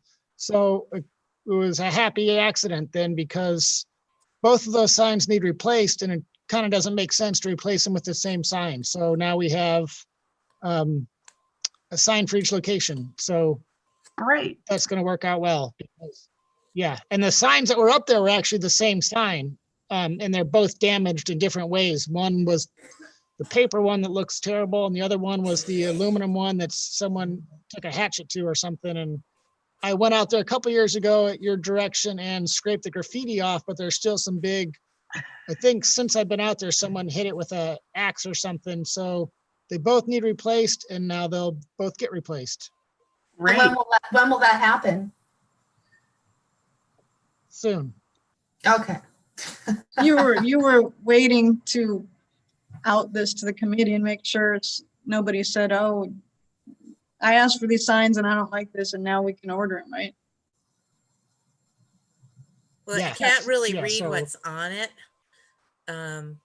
very well. These were emailed.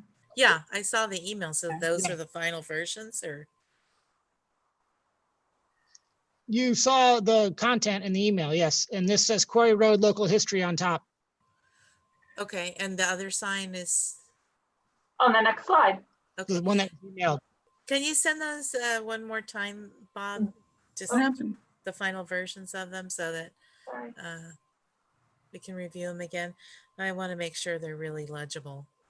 I'm sorry, it looks like I accidentally pasted the same one in here twice. My... Oh, so just to go over it one more time, I had asked Ariel for artwork and he said, hey, do you want me to rework that sign? Would you be interested in me? And I said, great, let's see what you got, you know, and we'll show it to the committee. So what, I don't know what the, you know, in terms of the board, if that was a problem, I didn't realize or think about it. And at the same time, Bob knew that the request had come in, so he made up a sign. So what, you guys liked the classic version. So our plan was to take Ariel's and format it to look similar to what Bob had done and use it further up the hill. Okay. Sounds great. That sounds great. I didn't realize we were getting 2 signs. Yeah. Well, I don't think we were originally. No, happy It's accident. needed for Yeah, sure. but Yeah. yeah, and in hindsight, both signs have the same content and they're, you know, just a couple hundred yards apart. So this is a really, really happy accident, I think. Yes. And now you get the history of the quarry when you're kind of in view of the quarry and a map of how to get there when you're heading that way. Yeah. I really want to make sure they're really legible and have high contrast, Bob. They are. Okay. Because they don't look very legible with high contrast on the screen. So I want to make sure that the Yeah, execution they're going to be is- bigger. Okay. And if you'll just give me a second, I'm trying to get you the other image. So I know, you know, you may not be able to see it on your screen all that well but this will be much larger, of course. Just send an email again. I'd like to move on. Actually, Yeah. it's Mary That's fine. here, so. Okie doke. All right, so thank you for the signs. Next is subcommittee reports. First item is review assignments. I'm assuming that is switching folks around on the committees, but are we doing that tonight or should we wait till the next meeting? And one thought was that the city clerk is now re-advertising for the openings, and the schedule is to close that advertisement in the beginning of the year and get these positions filled by the end of January. So that might be, you know, that might be the best time to review assignments, unless Okay. anybody has an interim thing that they really are interested in moving around. Karen, if we reapplied earlier, do we have to reapply? That's a good question. I don't think so. I mean, I think that a lot of times they're extending these because they didn't get enough applicants. So I'd be surprised if they threw any out. Karen, can you make really sure that Barbara and Glenn's current applications are included? Yeah. Thank you. Now my cat's gone, so I can write it in my note. Okay, so we'll wait till the end of January to review our subcommittee members. I'd say more like March. It's not really great to take new committee members and then be like, hey, and what's up? You know, it's better if people have a little bit of time to get acclimated. Okay, yeah, I agree. Thank you. Yes. All right, open space committee. Oops. We have not had a meeting, but we really need to have one. Yes, we do. So can we try to schedule that now that we're all back sort of on track and everything? I am having to do the 5-year reports for the California Coastal Conservancy grants. Those are for the acres.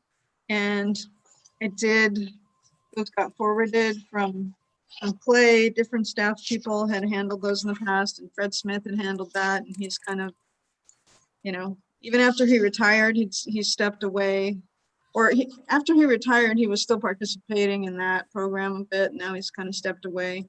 So I'm doing those updates, and I'm hearing from the city manager that he wants to educate the council on the history of the open space plan and the acres and all of that. So maybe, and he wants to bring that to council. So maybe I think, let me see if I can do that first and then update you guys on what I'm doing with that. All right, before- if you need help with that, or I'd like to participate with you on that if you want. I will note that. And I mean, I was thinking of looking back to, that you probably remember that we had new members on the committee, and Fred was still active, but he was retired. We brought him in and he spoke to the new committee members.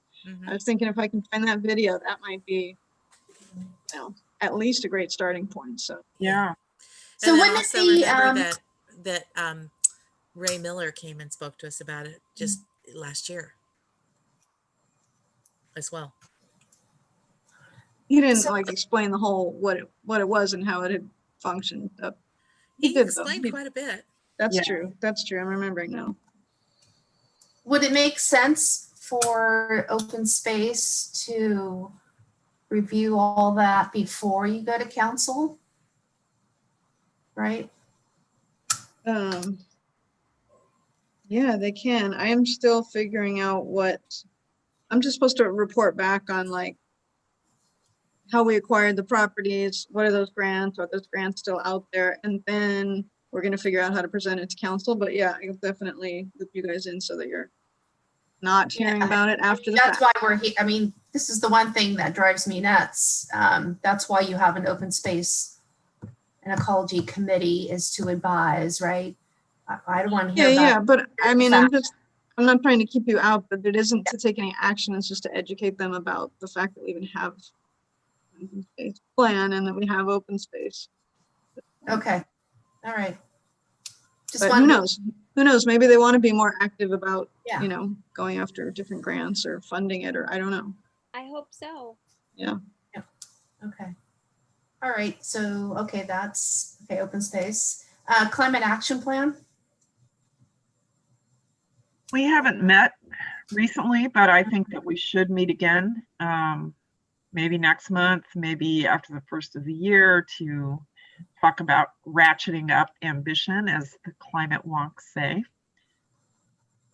Absolutely, 100% agree. Yeah, I'm curious. I think right before I left, I sent out the county's climate action plan template to the committee.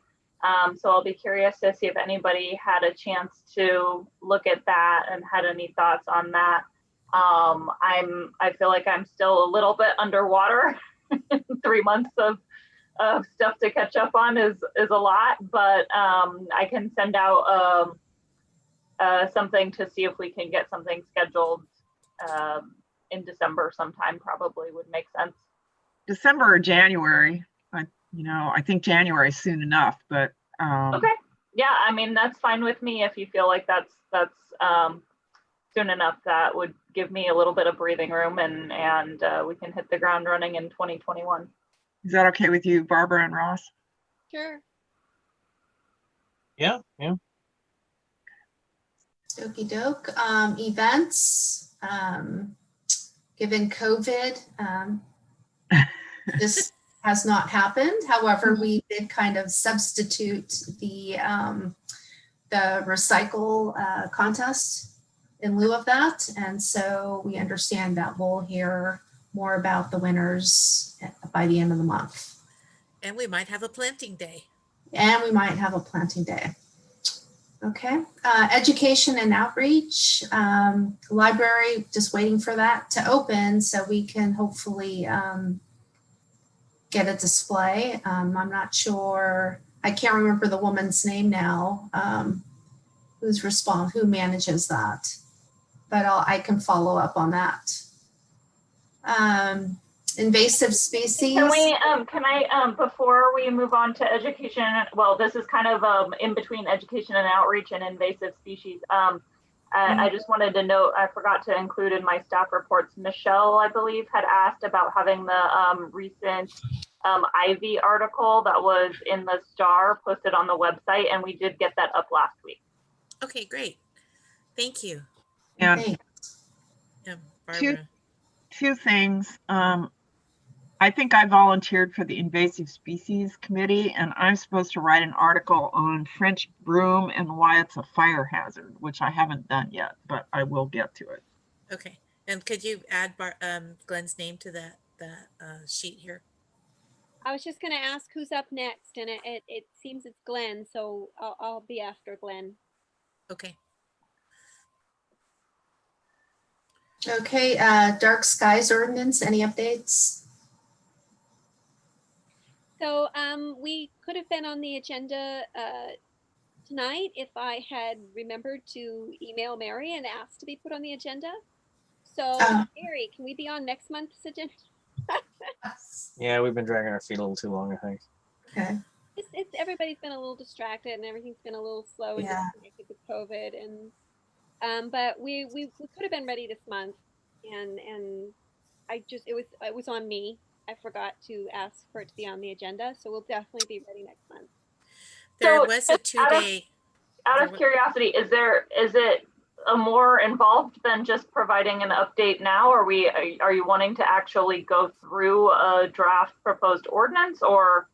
Well, I think we should agendize it, because I think it should. I mean, I could just.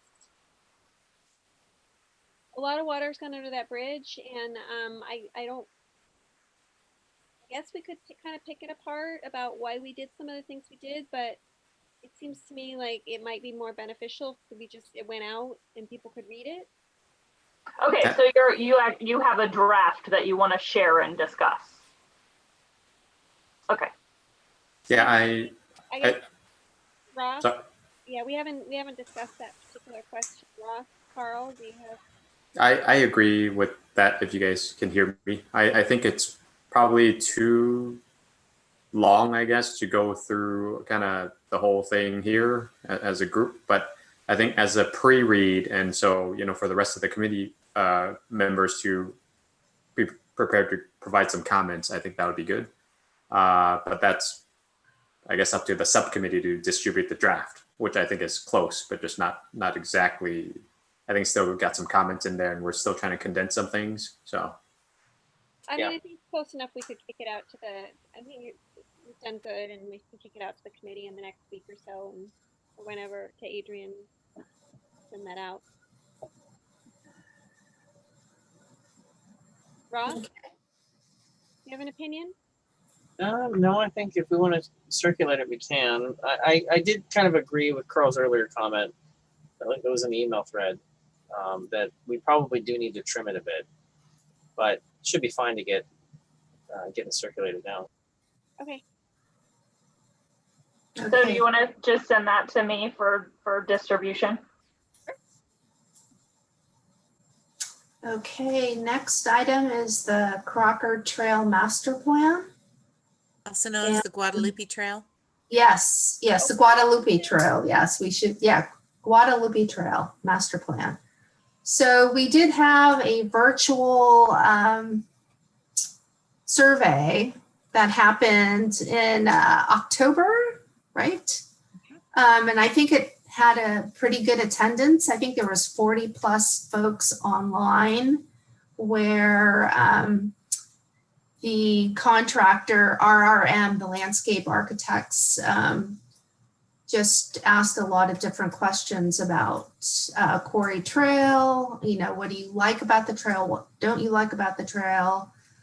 So on and so forth. And those results were published on the website not too long ago. And so personally, I was very happy to see that Quarry Trail was one of the top 10 areas to focus on. I don't know. I know Michelle was on. I don't know if anyone else was on and took that survey, but it was interesting. Okay. Oh, Karen, yeah, that's right. So it was interesting to see how quarry trail was a priority. Native plants were a priority. Getting rid of or relocating the dog training area was a priority. Lighting was a priority. Jump in, I'm if anyone else, Michelle, I don't know if you remember, but those were the top areas I thought. Yeah, and daylighting the creek was Yeah. discussed quite a bit. So it was interesting. So the next phase of this project is RRM, the contractor, will be going back to, will present to the TAC, the Technical Advisory Committee, which Carl and I are on. And that will be happening in the next couple of weeks. So they're trying to schedule that meeting as we speak. Carl, did you have anything to add? No, I mean, yeah, I guess just, I guess they're ready to present a preliminary master plan in the next couple of weeks. Yeah. So I think that'll be interesting. Yeah. I think Mary and I, maybe 2 or 3 months ago, already kind of individually contributed our comments, trying to reflect some of the, I guess, the overall comments from OSEC already. I think Karen was sitting in the meeting with me with the group. So I think it's going in the good direction. I just haven't heard. Well, I missed the workshop, Mary, but I haven't heard much. Yeah, the results are interesting. I encourage everyone to go to the website and take a look at that. Okay. Yeah, they did a workshop and then they also put that survey out for anyone to take. So I'm not sure how many people actually took the survey, but they, you know, offered it beyond just if you were there at the workshop. Yeah. And this preliminary draft is, they're gonna, you know, vet it with the TAC, and then they're gonna have another public meeting and invite everyone to, and do it like I think the first one. So they're trying to make sure they have outreach, even though most of it's happening by Zoom. And then the virtual workshop was, I thought it was, they ran that pretty well. I thought it was pretty good. Yeah, I did too. Yeah, I think they're a good group. So I'm kind of excited to see what they have come up with and then present that to the public and see what comes of it. Mm-hmm. Okay. And on the name, the name change, what I heard back is that they're calling the master plan this Crocker Trail, but the recommendation will likely be to change it in the master plan. Okay. Thank you. Handling that. Okay. All right. Any other questions on that or comments? Okay, moving to tree issues. I've kind of dropped the ball on this, not on purpose. I just forgot. So I have the document I need to update, but maybe I can, yeah, I'll have that ready for the next meeting. I don't know if I should just send it to you, Adrian, for distribution and putting it on the agenda for review, or I wouldn't mind taking another look at it, Mary, before we do that.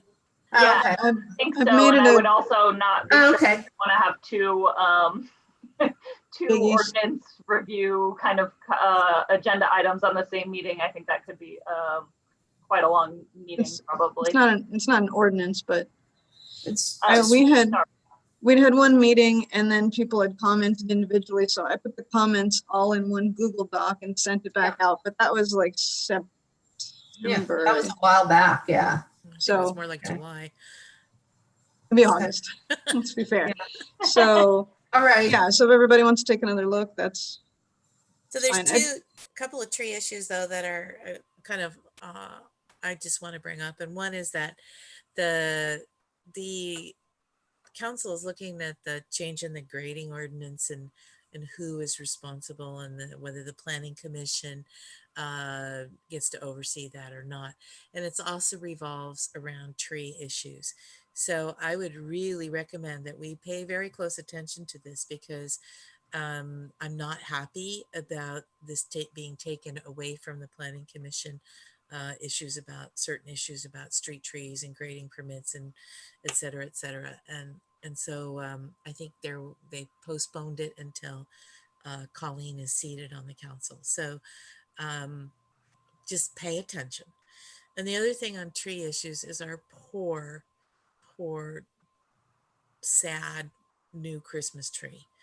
And I have gotten so many comments from people about it that I just want to cry. First of all, I'm sad that we did not get the tree that Megan and I had picked out. And it's unfortunate. This just was like a series of things that went wrong with this tree. I think a tree that was raised in San Diego might not have been the best choice for a tree here to transplant. And then they didn't plant it in the right place that we had told them to plant it. And then, you know, the leak in the irrigation system. And then I have to say that in my opinion, we can hope, but I don't think this tree is going to recover. I went and felt the branches a week ago, last Thursday. And they're pretty damn stiff. They're pretty what? Stiff. If they were indeed still flowing with the life force, they would not be that stiff, I think. So I am concerned that this is not going well. And I see your hand, Barbara. Can you wait till I finish? Stop waiting. Okay. So I'd really like us to revisit this and decide what we're going to do. In the meanwhile, the other tree's looking a little better, but it's still an issue. It's a long-term problem. So I don't know what we're going to do to address it, but people have just been like hounding me about the dead tree. Yeah, and Barbara wanted to say something, Karen. She had her hand up. I'm sorry. No, but I want to respond to what you said first. Okay. I asked David Tree for an update, but just today, and I was thinking more of the Festival of Lights, that it's going to be on their minds when that happens. So at least by then, like, what's your latest update? But I talked to him a month ago, and we'd been hearing, like, on the staff level, what's the deal with this tree? When's it coming out? So I circled back with Adam Jensen, the district manager at Davie, one more time, and I said, what are the odds that now that the water is under control, that this tree can make a comeback? And he said, yeah, maybe 25%. And I said, well, do you want me to try to buy you some more time to see if this tree comes back? So it's not. And the branches, he said, if you snapped a branch, it was green. It was alive inside at the time, which was a month ago. And the trunk is clearly, you know, a lot of the tree is alive, and it's hard. And I thought you guys, you know, would be happy that I did that, and we didn't pull out a tree that's still living, even though it looks horrible. I get it. I come into town sometimes to swim. I see it, and I, you know, now after a month, I'm like, should we have just gotten rid of it? It doesn't look like it's going to come back. I wouldn't be betting money that it's going to come back, but we bought 4 more months to let it go till January, February, technically February, and see if it shows signs. And he hasn't given me an update yet, but you know, maybe if he says it's going in a worse direction, it's time to pull it. Maybe we can do that before the 4 months. But I did that because it wasn't totally dead, and it seemed wrong. A lot of trees do come back, you know. It might. Miracles happen. Miracles happen. We should decorate it for should we be holidays. doing more outreach that says, you know, maybe a miracle will happen, this tree is not totally dead, give it some time and cross your fingers? Or, you know, do people know that? There's been a sign in front of it that says that, but you know, and I keep saying this on Facebook, well, give it a chance. It's not dead yet. I'm not dead yet. Yeah, exactly. You know. So I don't know, Karen, I don't know. But if we do this again, let's do it differently. Yeah. So Barbara, yes, we'd love to hear. So, Maybe I mean, you could- I think Maybe you could put a notice in the weekly city managers update or something. He did. We have, There was. but Twice. it's Barbara's turn. Oh, sorry. Sorry, Barbara. so I mean, my big takeaway from this is, and the thing that makes me sort of angry is that it was pretty clear early on that was more than transplant shock. And I think Davy Tree should have been a little more diligent in diagnosing the problem, because if we had gotten that water leak, you know, taken care of a month before we did, that had been, you know, discovered, then the tree would be in substantially better shape with substantially better odds of recovering and not having wasted so much damn money. So, as much as I love Davy Tree overall, I feel like they really let us down on this one, because like I was looking at that and I was like, that's not transplant shock, you know, something else is going on there.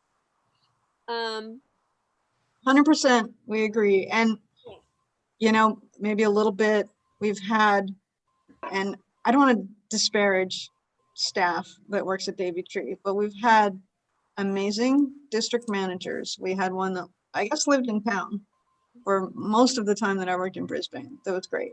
And he moved on and we got another amazing leader there and we worked with them. And we have now, they've brought in someone new, and we might have expected like, and you know, when we picked this tree, we were working with the last one and the transition happened between when we chose it and when it got planted. And I'm not saying it's just a different, maybe, you know, I don't know. I can't say like, you're not doing a good job, but he might be a lot busier. He might not have the expertise, but kind of started with this expectation of them. Remember Brian Baker said, I've never had it, it's 90 to 100% this tree will survive. I've never had one not survive. Yeah, so I mean, I think that's kind of my, I just needed to express that because we need this to not happen again. Yeah, I know, we're all frustrated. I mean, we were watering it at the surface. So when the surface looked wet, nobody knew that it was wet 6 and 8 feet down without picking it up. And we're all upset, believe me. Believe me. Really wrong early on though. But personally, I mean, I think some of the comments on Facebook should just be ignored because I think people are just having a jolly time picking on the tree. I don't think people are, at least from my perspective and the people I've talked to, they're not genuinely angry about it. So it's sort of like, you know, you get something you just have to comment on. That's a visible boo-boo that's right out there. Yeah. So I personally would like to leave it to the spring. I did hear your thing of there's only about a 25% chance of recovery, which seems like it could be spot on right now. But I personally still would like to let it go till the spring. And maybe we can have some sort of like Christmas miracle chant where we all like circle the tree and sing Kumbaya. We can't sing, we can't hold hands, we can't get together. I know. Get real. Like whatever, you know, go down there and by yourself and hang a wish for the tree's recovery on the tree or something. You know, try and turn it into a positive thing. Maybe we can jolly it along. That's the idea. What I think I'm going to do though after this talk is I told Davey that they need to check in with me through these next few months and keep me posted and keep checking. And they said, oh, checking on the tree. So I'm going to check in with you guys. And if it gets worse and he comes back and says it's a 10 to 12.5% of chance of survival, maybe we decide to take it out sooner. I don't really even give a flip about that. After the tree report that was done on the trees on Monterey that said they were infested and going to fall down tomorrow, I have zero interest in what arborists say. Bob, press the 7-second delay. Press the mute button on that girl. You know, I mean, I've just never seen anything that was such a snow job in my life. So well, it was Davy Tree that wanted to give this tree more time. Yes. But if they say don't, then I don't really care about their opinion, frankly. All right, let's move on. I'm sorry I brought it up, but I might be thinking about some way to decorate it for the holidays. Should we bring the subcommittee back? Should we what? Bring the subcommittee back, Festival 3? Yeah. No, that's kind of a, yeah, you know, projecting its early death, so let's not. Let's not. Yeah. Okay. Okay. But knowing that we can replace that dead tree if it right. I mean, that's the goal. if it's not going to make it, we get to put in a It's new. not dead. I know, not yet, but I'm not dead yet. I'm not okay. dead yet. Alrighty. All right. If it dies. Yes, F. Benchmarking ordinance. We Ross talked and about Carl? that already. Jane gave an update. Yep. Okay. Any upcoming thing for the subcommittee to be involved in that you think of? Well, we talked about possibly having a more involved report on that program, potentially at next meeting. We're actually going to talk about that under calendar items. I'm not sure. Let me think about that. There may be some opportunities and kind of thinking about the as we go into some of the more intensive outreach early next year, how the committee or the liaisons can be involved in helping to get the word out and encourage people to participate and not ignore our messages, those kinds of things. So we may want to talk about that more in depth at another time, either next month or after the Climate Corps Fellow is on. Good. Beautification, Michelle? Nobody's ever called me, Yeah. contacted me or I anything. think it's kind of inactive. Okay. I can think of Alright. lots of ways to beautify stuff, like pick up garbage, etc. Yeah, that's true. All right. So any other comments? There's my beautification. Okay. Okie doke. Next, calendar items. Okay.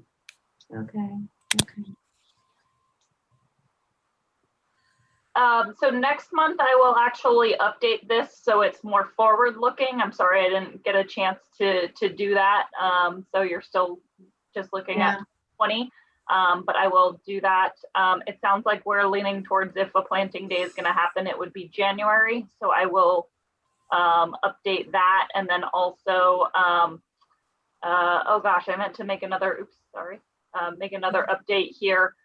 Disposable foodware ordinance, we were also planning to push out into January, and as I just mentioned, we were thinking of potentially having a more in-depth update on the pilot program and other happenings under the building efficiency program next month.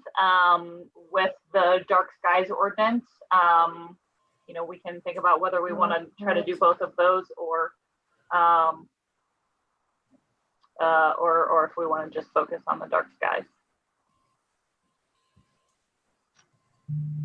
Your way's fine. Littman Science Fair sounds like it's maybe up in the air. Yeah, I'm going to email Bob Detmer to see what they are currently thinking about that. My guess is they won't have it. But I'll have an answer for you guys in December. Okay. Anything else on the calendar?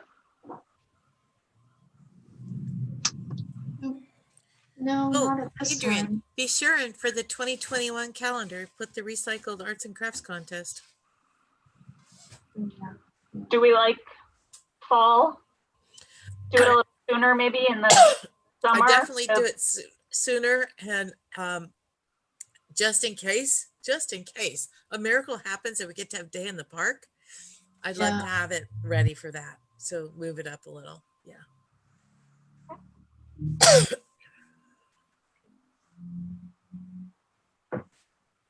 Okie doke. So we'll have an updated calendar next meeting.